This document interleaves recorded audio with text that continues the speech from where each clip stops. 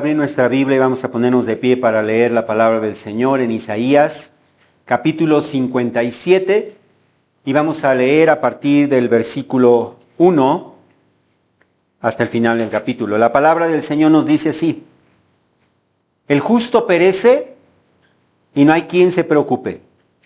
Los hombres piadosos son arrebatados sin que nadie comprenda, porque el justo es arrebatado ante el mal y entra en la paz. Descansan en sus lechos los que andan en su camino recto. Pero ustedes vengan acá, hijos de hechicera, descendientes de adúltero y ramera. ¿De quién se burlan? ¿Contra quién abre la boca y sacan la lengua? ¿No son ustedes hijos de rebeldía, descendientes de la mentira que arden con pasión entre los robles bajo todo árbol frondoso? ¿Que sacrifican los hijos en las quebradas, debajo de las hendiduras de las peñas? Entre las piedras lisas de la quebrada está tu parte. Ellas son tu suerte. También para ellas has derramado libación, has ofrecido ofrenda de cereal. ¿He de aplacarme con estas cosas? Sobre un monte alto y encumbrado has puesto tu cama. Allí también subiste a ofrecer sacrificio. Y detrás de la puerta y del umbral has puesto tu señal. En verdad, bien lejos de mí te has descubierto. Y has subido y ensanchado tu cama. De ellos has logrado pacto a tu favor. Has amado su cama. Has contemplado su virilidad. Has ido al rey con ungüento y has multiplicado tus perfumes. Has enviado tus emisarios a gran distancia y los has hecho descender al Seol. Te cansaste por lo largo de tu camino, pero no dijiste, no hay esperanza. Hallaste nuevas fuerzas, por eso no desfalleciste. ¿Y de quién te asustaste y tuviste miedo cuando mentiste y no te acordaste de mí, ni pensaste en ello? ¿No es acaso porque he guardado silencio por mucho tiempo que no me temes? Yo declararé tu justicia y tus hechos, pero de nada te aprovecharán. Cuando clames, que tus ídolos te libren, pero a todos se los llevará el viento. Un soplo los arrebatará, pero el que en mí se refugie, heredará la tierra y poseerá mi santo monte. Y se dirá, construyan, preparen el camino, quiten los obstáculos del camino de mi pueblo, porque así dice el alto y sublime, que vive para siempre, cuyo nombre es santo.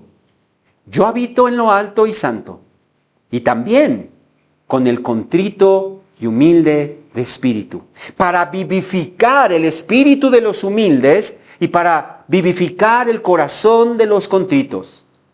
Porque no estaré en pleito para siempre, ni estaré siempre enojado.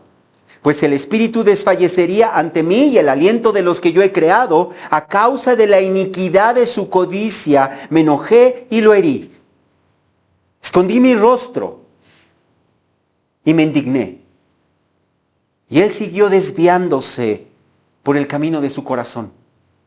He visto sus caminos, pero los sanaré. Lo guiaré y le daré consuelo a él y a los que con él lloran, poniendo alabanza en los labios. Paz, paz al que está lejos y al que está cerca, dice el Señor, y yo los sanaré.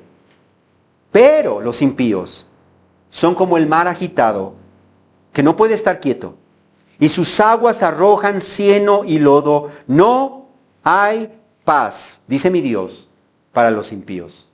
Señor, te damos gracias por tu palabra y te pedimos, Señor, que tú hables a nuestro corazón, hables a nuestra conciencia, muevas nuestra voluntad, de tal manera, Señor, que no salgamos igual que como entramos, sino que decidamos, Señor, reaccionar a lo que tú nos enseñas en tu palabra, Señor. Te damos gracias porque tú hablas desde el cielo a través de tu palabra y yo te pido, Señor, que tú me permitas ninguna otra cosa más que comunicar con fidelidad lo que tú estás diciendo en este pasaje, Señor, a nuestras vidas. Te lo pedimos en el nombre de Jesús. Amén. Amén. Vamos a tomar nuestro lugar.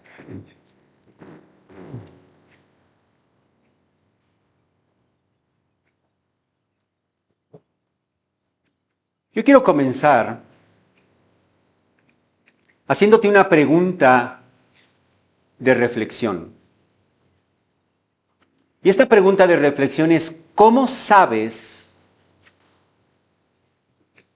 que ya has recibido la salvación que el Señor nos ofrece por medio del siervo de Yahvé? ¿Cómo sabes que ya has recibido la salvación que el Señor nos ofrece gratuitamente en el siervo de Yahvé, que es Jesucristo? Muchas personas en las iglesias responderán diciendo, porque yo he creído en Cristo como mi Señor y Salvador. Pero la pregunta que debemos hacernos al responder esa pregunta, al responder de esa manera, yo he creído en Cristo como mi Señor y mi Salvador, es definir los términos. En otras palabras, ¿qué significa eso? Para muchos significa simplemente que un día hicieron una oración, hace años hicieron una oración donde afirmaron, confesaron, oraron que Jesús es su Señor y Salvador. Pero la Biblia nos enseña que no nos enseña que seremos salvos si tan solo confesamos que Jesús es el Señor. Alguno pensará, ¿pero qué Romanos no nos dice lo contrario? ¿Qué Romanos 10:9 no nos dice lo contrario? Pues si tú buscas Romanos 10:9 nos deja claro que dice que si confiesas con tu boca a Jesús por Señor y crees en tu corazón que Dios lo resucitó de entre los muertos, serás salvo. Observa en este pasaje que la condición para ser salvos no es solamente confesar con tu boca que Jesús es Señor. También se requiere que creas en tu corazón que Dios lo levantó de entre los muertos. Pero ahí te va la siguiente pregunta. Pero ¿cómo sabes que has creído en tu corazón que Dios lo levantó, lo resucitó de entre los muertos? ¿Es acaso un mero sentimiento individual, personal, subjetivo? ¿O existen evidencias externas y visibles de que has creído que Dios resucitó a Jesús de entre los muertos? Muchos israelitas creían que formaban parte del pueblo de Dios simplemente porque ellos eran descendientes de Abraham. Y decían, yo soy parte del pueblo de Dios por una simple y sencilla razón. Soy descendiente natural de Abraham. Ellos creían que eran del pueblo de Dios porque adoraban externamente al Señor conforme a lo que Dios decía en su palabra, porque tenían las escrituras y conocían su voluntad por medio de las escrituras, o porque ellos vivían en medio del pueblo escogido por Dios de entre todas las naciones. Pero el Señor les mostró que esas cosas no significan absolutamente nada si tu adoración y mi adoración solamente es de labios para afuera, mientras que nuestro corazón está lejos de Él.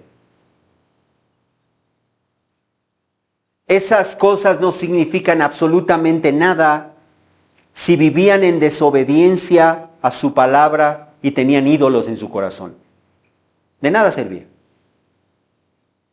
Pero justamente esa es la manera en que están viviendo, esa manera en que estaban viviendo los israelitas, es justamente la manera de pensar de muchos en las iglesias cristianas que viven engañados pensando que son cristianos porque tienen una conducta religiosa cristiana, pero su corazón está lejos de Dios.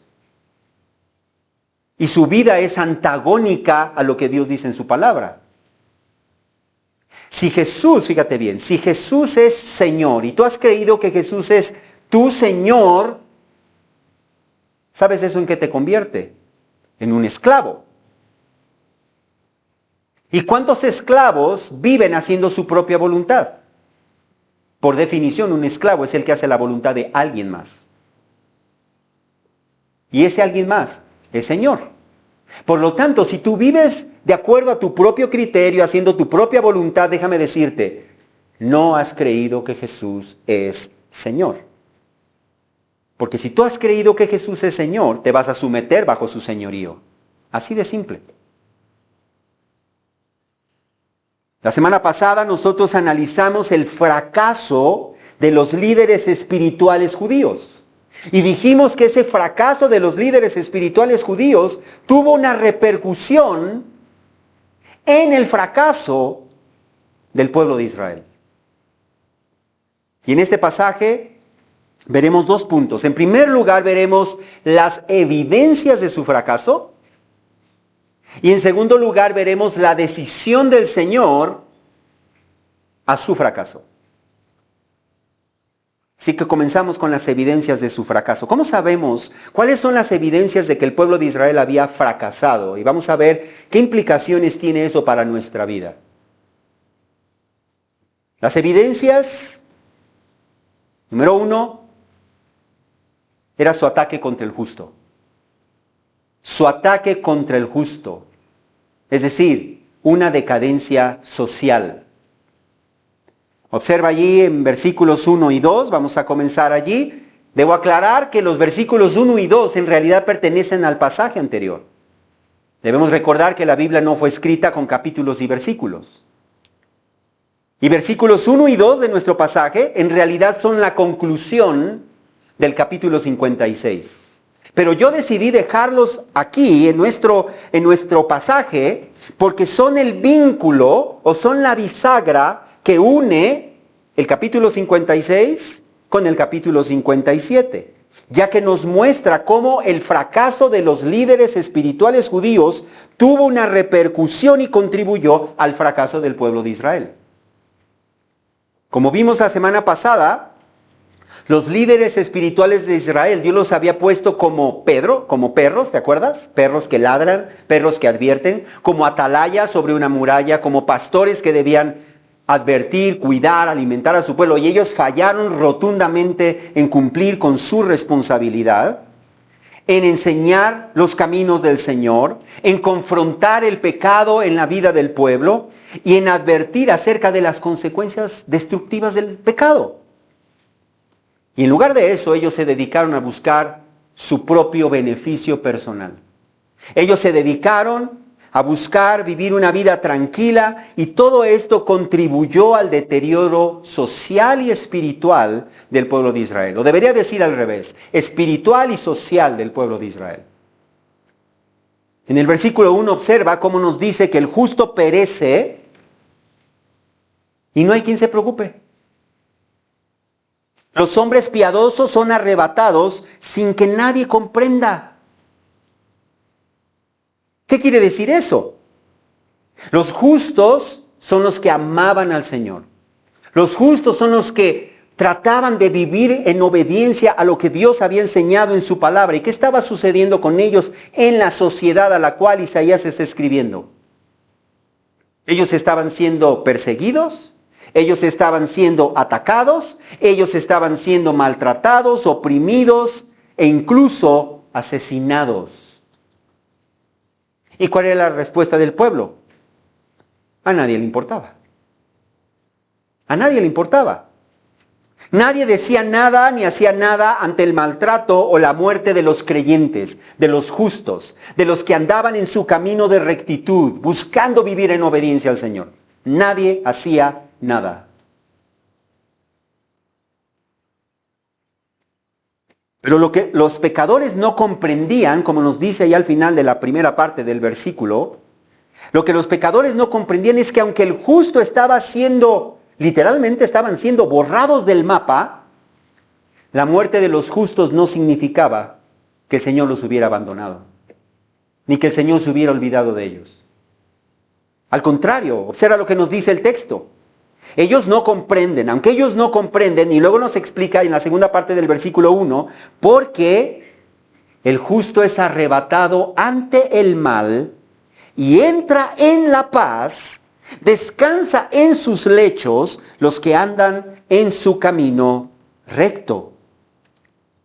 Observa que el Señor permitía que el justo fuera arrebatado para librarlo del mal, para librarlo del juicio que vendría sobre toda la nación, de la cual nos va a hablar más adelante.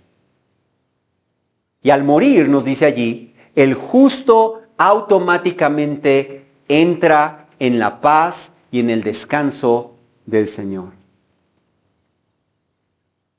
El justo. No dice todo el pueblo de Israel, no dice los impíos. Dice el justo muere, pero al morir entra en el reposo, en el descanso eterno. Así que aunque los justos seamos perseguidos, aunque los justos seamos exterminados, amenazados, no tenemos por qué temer, como dijo Jesús, a los que solamente pueden matar el cuerpo, pero no pueden matar el alma. Nosotros no hemos experimentado lo que significa una persecución contra la iglesia que implique la pérdida de bienes materiales, la pérdida de tus seres queridos o la pérdida de tu propia vida. No sabemos lo que es eso. Pero hay naciones que sí han experimentado eso a lo largo de la historia de la iglesia. ¿Qué pensaríamos nosotros? ¿Cómo Dios puede ser bueno que permite que maten a sus creyentes? Pero los propósitos de Dios son perfectos, aun cuando nosotros no lo entendamos, porque su propósito es mucho más allá que esta vida temporal en un mundo caído. Y el Señor dice, estos rectos, estos justos, estos que buscan vivir conforme a mi voluntad, cuando ellos mueren, no es el final para ellos. Ellos entran en la paz, ellos entran en el descanso eterno. Y para nosotros los cristianos esa muerte, la muerte es la puerta de entrada a la dicha eterna, a la paz eterna, a la comunión eterna con Dios.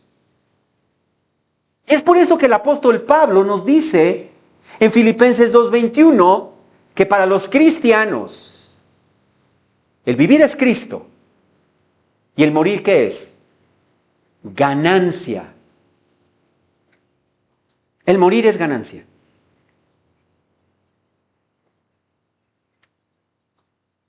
Porque es muchísimo mejor estar presente con el Señor que seguir en este mundo caído. Así que entonces vemos un deterioro social en el pueblo de Israel. Pero debemos preguntarnos cuál fue la causa de ese deterioro social. Y la causa de ese deterioro social fue su deterioro espiritual, su corrupción espiritual, que es la segunda evidencia del fracaso del pueblo de Israel. La primera entonces era su descomposición social, es que el justo estaba siendo perseguido, pero la raíz de esa es la segunda evidencia, y es el hecho de su corrupción espiritual. Y el Señor nos señala primero esta corrupción y después confronta al pueblo con esta corrupción. Observa cómo el Señor señala esta corrupción en versículos 3 y 4. Pero, ¿qué es ese pero? Es un contraste. Arriba tiene a los justos y ahora nos va a hablar del lado contrario. Pero ustedes, vengan acá, hijos de hechicera, descendientes de adúltero y ramera. ¿De quién se burlan? ¿Contra quién abren la boca? Y sacan la lengua. ¿No son ustedes hijos de rebeldía, descendientes de la mentira?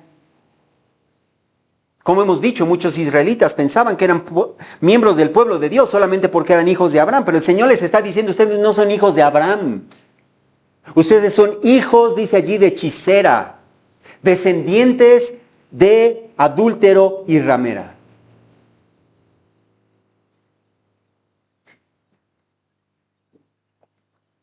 Estas palabras debieron haber tenido un impacto impresionante en aquellos que estaban escuchando a Isaías.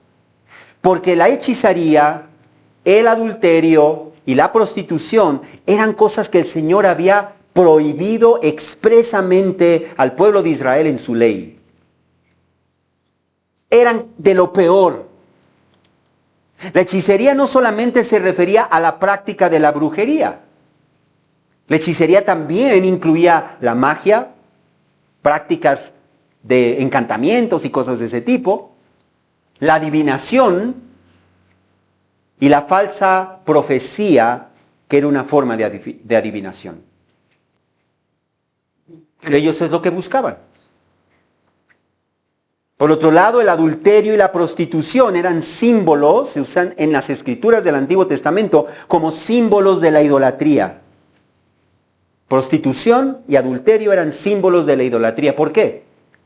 Porque aquel que levanta un ídolo en su corazón, al poner su confianza, su seguridad, su deleite en ese ídolo, está siendo infiel al Señor. Está sustituyendo, cambiando al Señor por un amante, en pocas palabras. Está practicando la prostitución. Pero eso es justamente lo que hizo el pueblo de Israel. Y por eso el Señor les dice, vengan acá. Ese es un llamado a comparecer ante Él en juicio por sus malas acciones. Porque al atentar contra el justo, al levantar ídolos en su corazón, ellos estaban despreciando al Señor, burlándose del Señor en su cara. Y entonces el Señor procede a confrontar su pecado y a mostrarnos la profundidad o la extensión de su pecado. En versículo 4 y versículo 5 nos dice, ¿no son ustedes hijos de rebeldía, descendientes de la mentira, que arden con pasión entre los robles, bajo todo árbol frondoso, que sacrifican los hijos en las quebradas debajo de las hendiduras de las peñas? Observa cómo el Señor los llama hijos de rebeldía. Porque ellos estaban siendo rebeldes al Señor al vivir en desobediencia en su palabra. De hecho, esta palabra rebeldía es una de las que encontramos en el Antiguo Testamento como un sinónimo del pecado o como una manera de referirse al pecado. Así vivían ellos, practicando la desobediencia al Señor, y el Señor les dice, ustedes son tan rebeldes que son hijos de rebeldía. No solamente eso, el Señor los llama descendientes de mentira. Esa palabra mentira nos habla no solamente de mentira, nos habla de engaño, de fraude, de falsedad, de hipocresía. Dice, así viven ustedes. Como si trajeran en sus genes el engaño, la mentira, el fraude, la falsedad. Además, dice allí, ellos ardían con pasión entre los robles, bajo todo árbol frondoso. ¿A qué se refiere eso? Está describiendo, fíjate bien, está describiendo la práctica de actos sexuales con fines de adoración a los ídolos paganos. En aquel entonces los pueblos realizaban, había hasta prostitutos del templo, en donde ellos a sus dioses paganos de la fertilidad les ofrecían esos actos a cambio de que ellos les dieran lluvia, hijos. Así que no solamente eran idólatras, sino que practicaban el pecado sexual, la inmoralidad sexual. Y por si esto fuera poco, dice, ellos sacrificaban a sus hijos en las quebradas, debajo de las hendiduras de las peñas, a los dioses paganos como Moloch. Recordemos que era un dios pagano al que sacrificaban a los bebés. Los quemaban a los bebés a ese dios. Y eso es lo que estaba haciendo el pueblo de Israel también. Y en la primera parte del versículo 6 añade que entre las piedras lisas de la quebrada está tu parte. Ellas son tu suerte. También para ellas has derramado libación, has ofrecido ofrenda de cereal. ¿Qué eran las piedras lisas?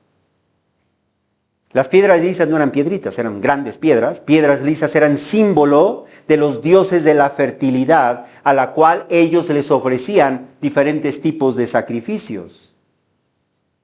Pero lo que ellos no entendían es que esos ídolos que adoraban era solamente eso, eran piedras lisas.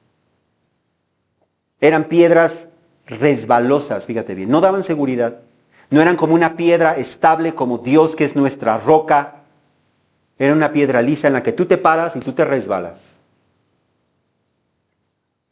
Sin embargo, los israelitas las habían convertido, dice allí, en su tesoro, las habían compartido en su porción, pero déjame decirte una cosa, sin dejar de adorar al Señor.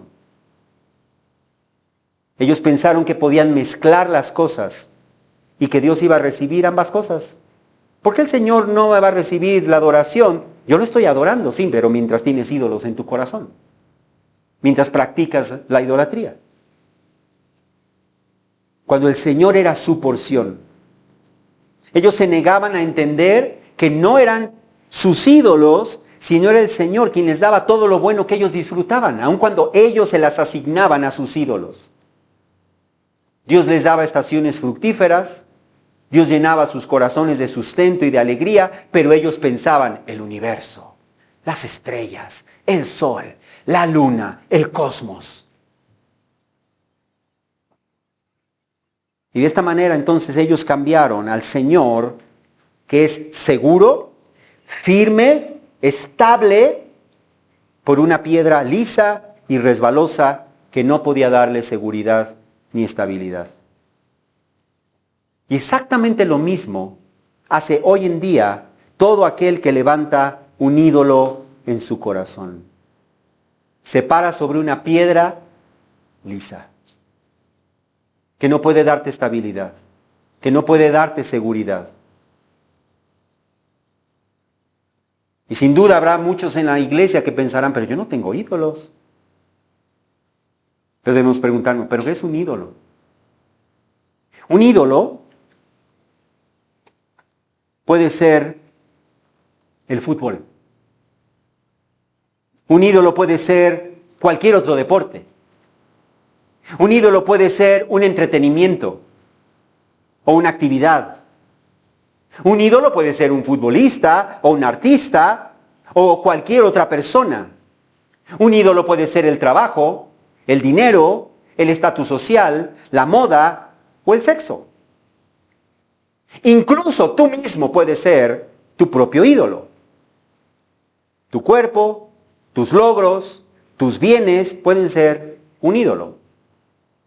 Porque un ídolo, en pocas palabras, es cualquier cosa, cualquier persona o cualquier actividad a la que le das prioridad antes que a Dios. A la que buscas más que a Dios. O aquello que te estorba de buscar y obedecer al Señor, eso por definición es tu ídolo. Y si tú vives de esa manera, en rebeldía, desobedeciendo la palabra del Señor, buscando consejo en lo que sea antes que en las Escrituras, y tienes ídolos en tu corazón y no te arrepientes, el Señor te dirá lo mismo que le dijo al pueblo de Israel. ¿Qué le dijo el Señor al pueblo de Israel? Observa lo que dice en la segunda parte del versículo 6. ¿He de aplacarme con estas cosas? ¿Te das cuenta cómo el Señor nos involucra en esa parte de su juicio? Decir, o sea, ¿tú crees que yo no voy a hacer nada? ¿Tú crees que yo me voy a compadecer cuando tú actúas de esta manera, cuando tienes ídolos que ocupan mi lugar?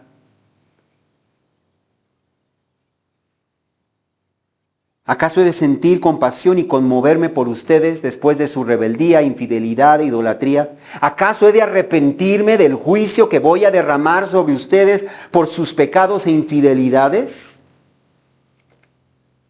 Así que el Señor nos advierte acerca del pecado, no porque trate de limitar nuestra vida, sino porque el pecado es como esas enredaderas, no sé si has visto alguna vez esas enredaderas que hay debajo de la superficie del agua en un lago tranquilo.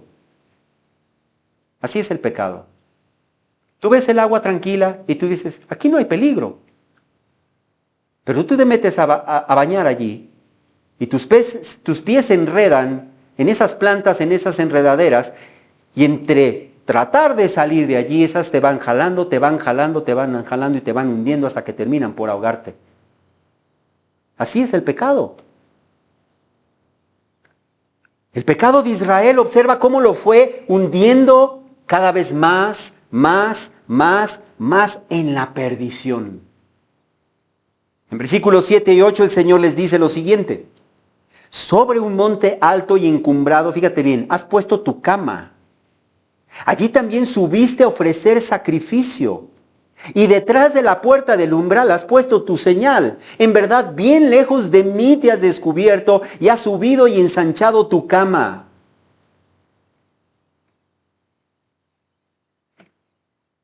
De ellos has logrado pacto a tu favor, has amado su cama, has contemplado su virilidad. ¿Te das cuenta cómo el pecado los fue hundiendo más y más hasta el grado, como nos dice aquí, en que ya no les daba pena mostrar su inmoralidad y mostrar su pecado a la luz de todo el mundo?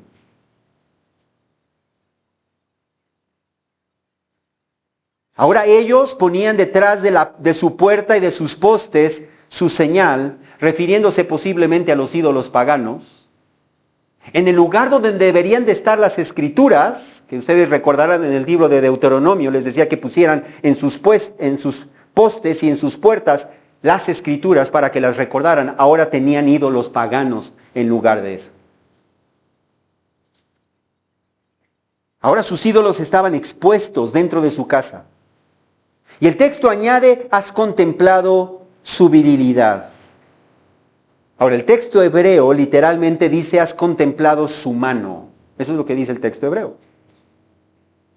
Y es posible, al contemplar el contexto de lo que nos está diciendo, de la ilustración que nos está pintando el Señor, es posible que la mano fuera una referencia al órgano masculino o al supuesto poder de las naciones paganas y sus ídolos. El Señor está hablando en un lenguaje metafórico. Dice: así como has sido adúltera, así como estás, dice, tú pusiste tus ojos en el poder de las naciones y en sus dioses, en otras palabras. En otras palabras, ellos pensaban que el poder para darles lo que necesitaban estaba en las naciones y en sus ídolos. Y es por eso que en versículo 9 añade: has ido al rey con ungüento. Fíjate cómo está hablando en este sentido figurado. Has ido al rey con ungüento y has multiplicado tus perfumes. Has enviado tus emisarios a gran distancia y los has hecho descender al Seol. En pocas palabras, el pueblo de Israel se hundió en la corrupción a tal grado que buscaba más y más ídolos. Unos ídolos los llevaron a otros ídolos los llevaron a otros ídolos, aún en un espiral descendente que los hundían cada vez más en la perdición. ¿Te das cuenta cómo un pecado te lleva a otro y cómo ese pecado a otro y ese pecado te va llevando a otro, a otro, a otro? Así es el pecado. De igual manera, levantar un ídolo en tu vida te llevará a levantar otros ídolos en tu vida. Hasta el grado en que, fíjate lo que les dice en versículos 10 y 11. Te cansaste por lo largo de tu camino, pero no dijiste: no hay esperanza. Al contrario, dice allí: hallaste nuevas fuerzas y por eso no desfalleciste. ¿Y de quién te asustaste y tuviste miedo cuando mentiste y no te acordaste de mí ni pensaste en ello? Observa cómo el pecado nubló por completo su entendimiento, su vista, hasta que ellos no se daban cuenta de que su búsqueda de seguridad era inútil. No había esperanza en las naciones, no había esperanza en los ídolos. Nadie podía librarlos del juicio que Dios iba a traer sobre ellos. Ellos fueron perdiendo el temor al Señor y poco a poco se fueron apartando del Señor hasta que el Señor ya no estaba en sus pensamientos. Y entonces el Señor les pregunta en el versículo 11, ¿no es acaso porque he guardado silencio por mucho tiempo que no me temes?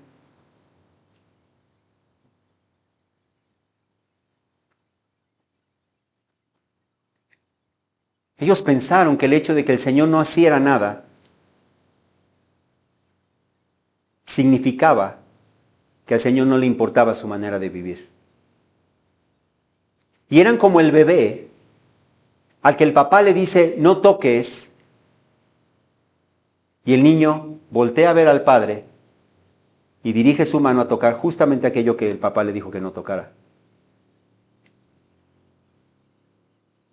Y si no pasa nada, ¿sabes qué es lo que va a hacer el niño la siguiente vez? Va a volver a tocarlo. Y el Señor le dice, en lugar, fíjate bien, de admirarte por mi paciencia, por mi bondad, por mi longanimidad, ¿pensaste que eso significaba que a mí no me importa? ¿O que no tengo el poder para hacer nada al respecto?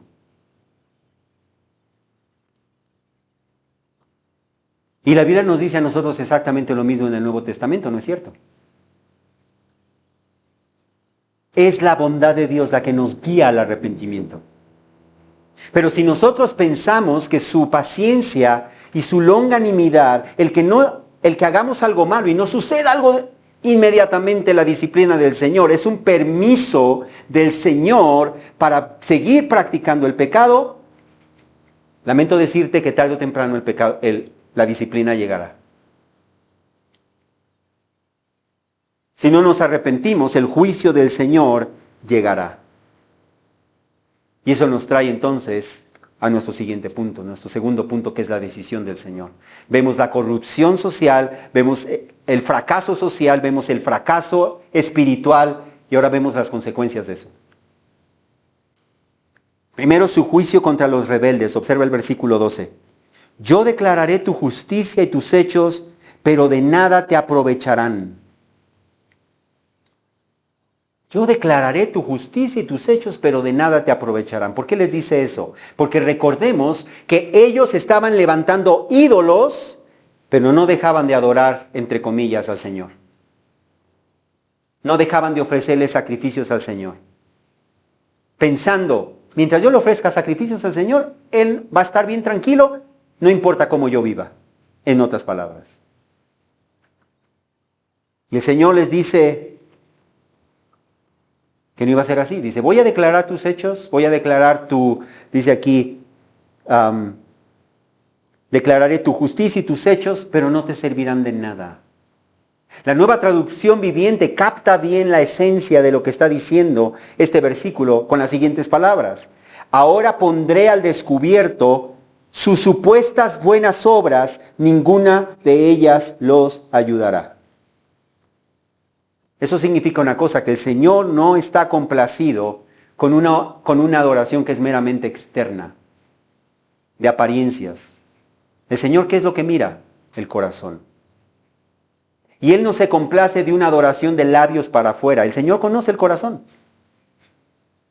Y el Señor conoce perfectamente cuando alguien va a la iglesia, pero a la misma vez su vida, el trayecto de su vida no se está sujetando al Señor. ¿Y tú crees que el Señor se complace diciendo, ay, mira, vino a la iglesia? Por supuesto que no. Por supuesto que no.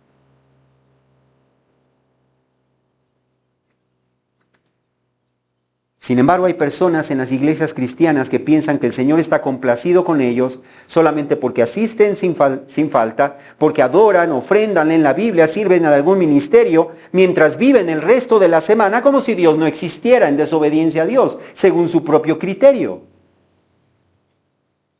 Pero el Señor les dice en la primera parte del versículo 13, cuando clames, fíjate bien, cuando clames que tus ídolos te libren. La gente cree que puede tener ídolos en su vida y clamar al Señor, y el Señor tiene que responderles. ¿Sabes qué responde el Señor? Claro que les responde. Que te libren tus ídolos, que te libre tu dinero, que te libre tu futbolista.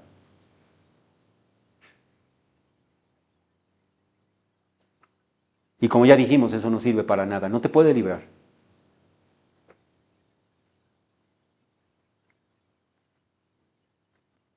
El Señor prometió que los iba a abandonar para que ellos recibieran juicio. Fíjate bien, cuando clames que tus ídolos te libren, pero a todos se los llevará el viento. O sea, tus ídolos no te van a librar. No te van a librar. Cuando llegue tu juicio, no te van a librar. Se los llevará el viento, un soplo los arrebatará. El juicio del Señor caerá sobre aquellos que viven en desobediencia a Él, sobre aquellos que viven en rebeldía, sobre aquellos que tienen ídolos en su corazón, como un poderoso y destructivo torbellino que arrasará a todos los pecadores. Salmo 1:4 afirma que los impíos son como paja que se lleva el viento. Así son los impíos, como paja que se lleva el viento. Y el versículo 6 concluye, dejando claro que el camino de los impíos, en otras palabras, perecerá. No hay esperanza, ¿eh? El camino de los impíos perecerá. Entonces, ¿qué esperanza tenemos?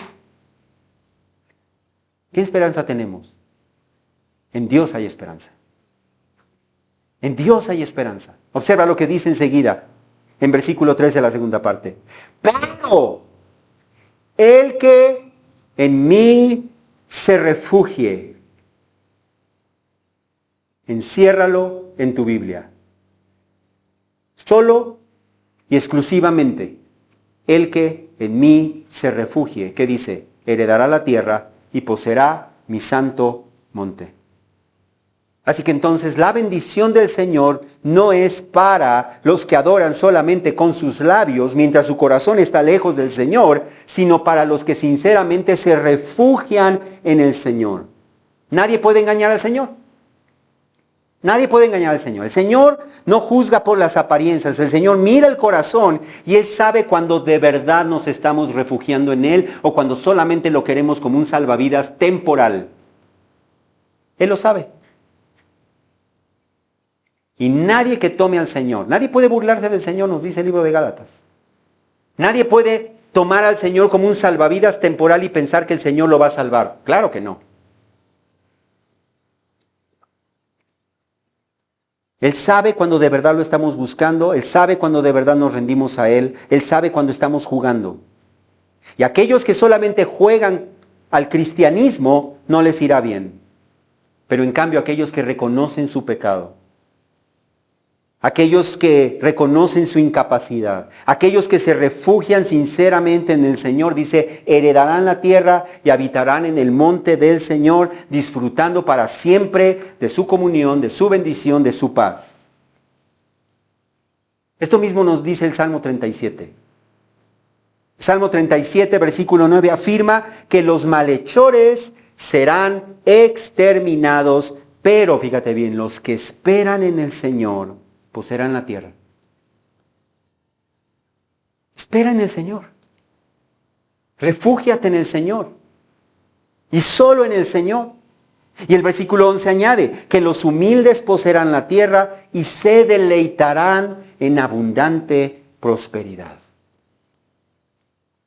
¿Quiénes? Los que se refugien en el Señor y los humildes. Así que entonces la clave para heredar la tierra es humillarnos delante del Señor, es viniendo a Él con las manos vacías, sin apoyarnos en nosotros mismos, en nuestra propia habilidad o en nuestro propio poder, ni en nadie más, ni en nada más, sino corriendo a Él para refugiarnos como nuestra única fuente de seguridad, como nuestra única fuente de protección. Y si nosotros hacemos eso, escucha lo que el Señor nos dice en versículo 14. Y se dirá, construyan, construyan. Preparen el camino, quiten los obstáculos del camino de mi pueblo. Esa palabra construyan tiene la idea de levantar un terraplén, quitando la tierra para formar una calzada y nivelándola para que esté parejo. El Señor está diciendo, aquellos que se refugien en mí, yo voy a hacer un camino para ellos. Y voy a quitar los obstáculos de sus caminos para que ellos anden en mis caminos. Para que ellos no se salgan del camino, para que ellos no tropiecen. ¿No quieres andar en esa calzada? ¿No quieres andar en ese camino? ¿Cómo hacemos eso? Observa cómo el Señor nos responde en el versículo 15. Porque nos explica, porque así dice nada menos que el alto y sublime, que vive para siempre, cuyo nombre es santo. Fíjate lo que dice. Yo habito en los alto y santo, y también con el contrito y humilde de espíritu. Para vivificar el espíritu de los humildes y para vivificar el corazón de los contritos. Así que entonces Dios mismo está diciendo, el que vive para siempre, cuyo nombre es santo, Él está diciendo que Él habita con el contrito y humilde de espíritu. No con el orgulloso. Dice que al orgulloso lo mira de lejos. No con el orgulloso, no con el altanero, no con el autosuficiente e independiente que cree que por sí mismo puede lograr las cosas. No, Él no habita con él. Dice, Él habita con el contrito y humilde. ¿Qué es lo que nos enseña este mundo? Sé orgulloso.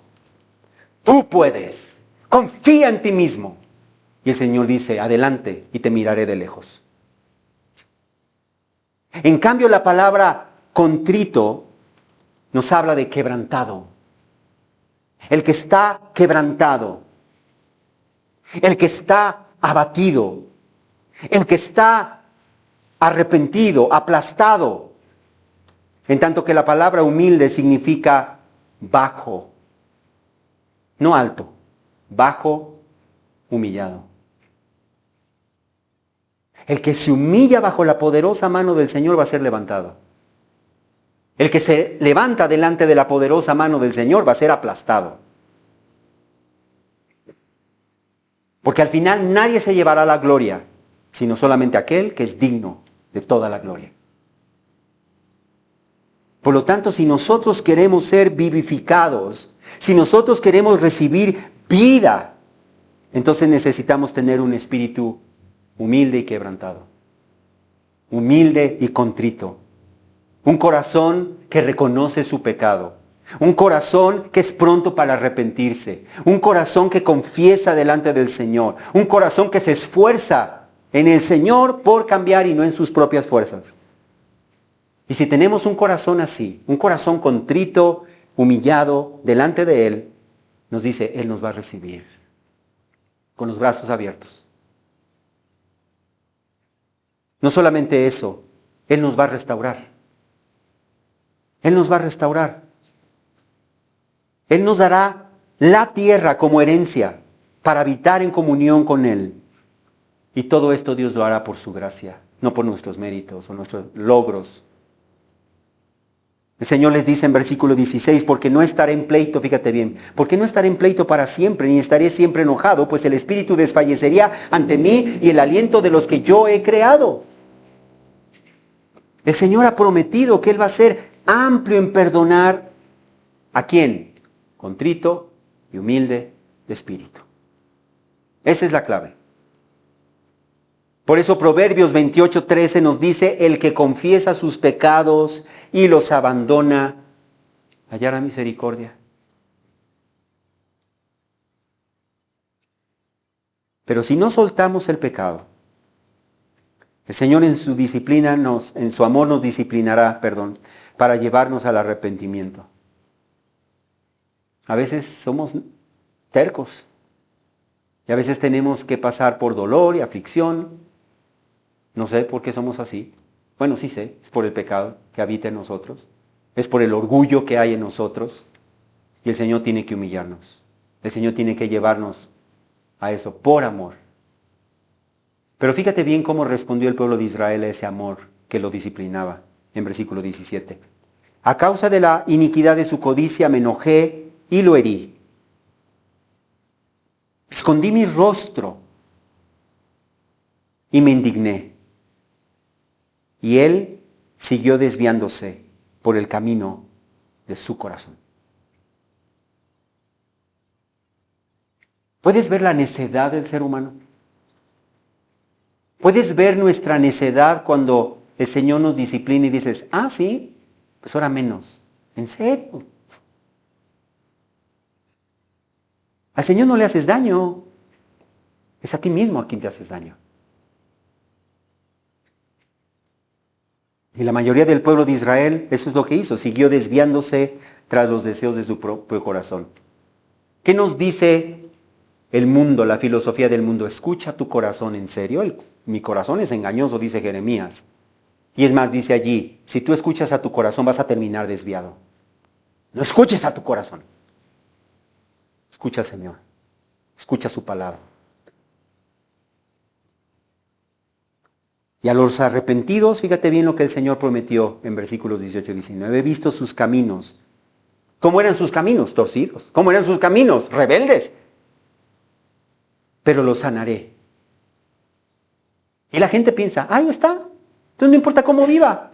Sigue leyendo. Lo guiaré. Ahí está. Lo que siempre he querido. Y le daré consuelo. Y luego dice a quién. A él y a los que con él lloran. No ha dejado de poner el dedo en los que se refugian, no ha dejado de poner su dedo en los contritos y humildes, y esos contritos y humildes que hacen ellos lloran. ¿Y qué es lo que el Señor promete? Va a poner alabanza en sus labios. Paz, paz al que está lejos y al que está cerca, dice el Señor, y yo lo sanaré.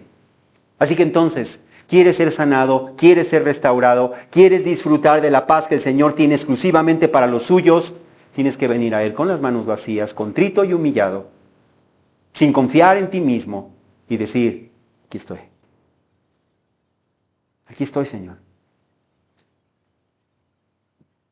Y al repetir paz, paz, eso quiere decir, recalca que les dará la paz más verdadera, más profunda, más perfecta, más absoluta que el mundo no conoce, ni puede conocer, porque solamente está en Dios.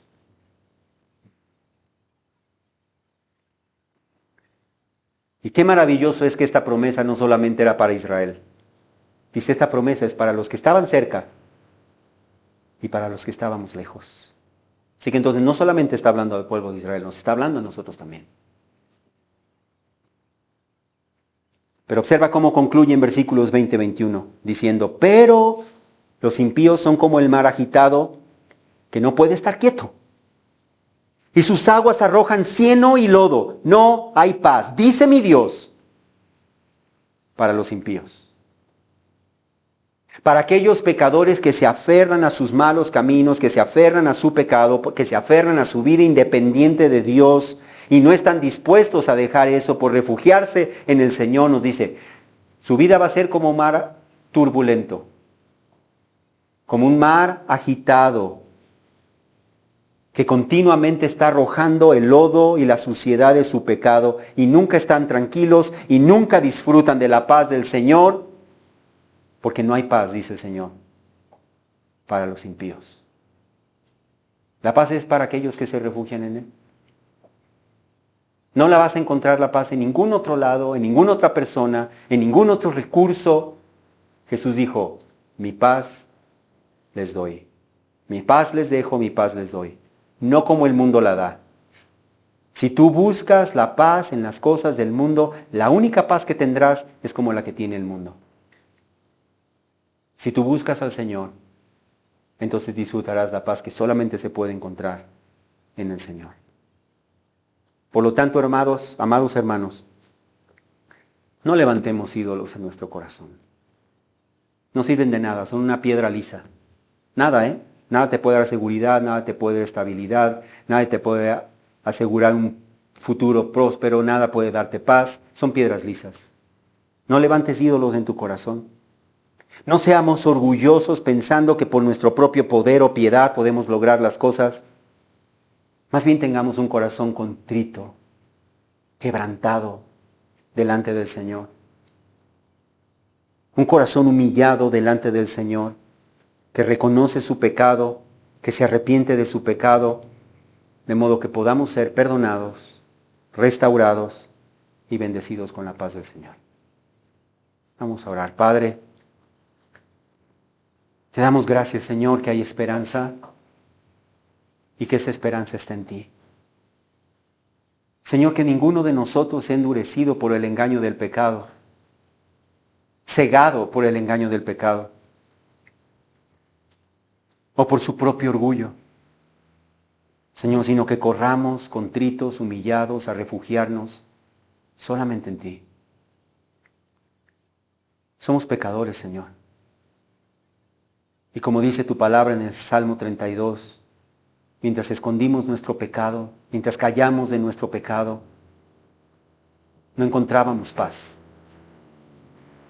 Ayúdanos a ser de aquellos que confiesan su pecado, Señor, decididos y determinados a someternos a ti, aunque nos cueste, porque tú has prometido vivificar